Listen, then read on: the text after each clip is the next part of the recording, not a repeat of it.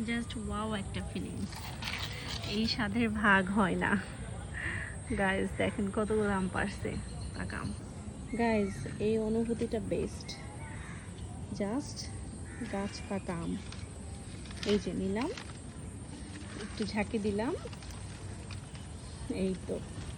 এখন হচ্ছে ধীরে ধীরে কাছে দিয়ে চলে আসবো। ওকে, এই তো আমাদের আম নিয়ে চলে আসছি। এই হচ্ছে আমাদের গাছ পাকা আম। খেতে এত মজা এই গাছের আমগুলো, একটা দুটা করে পাকে আর হচ্ছে আমি পেরে পেরে খাই। যে এখানে আরেকটা পাকছে, একদম গাছ পাকা আম। অনেক বেশি মজা। মজা, অনেক মজা।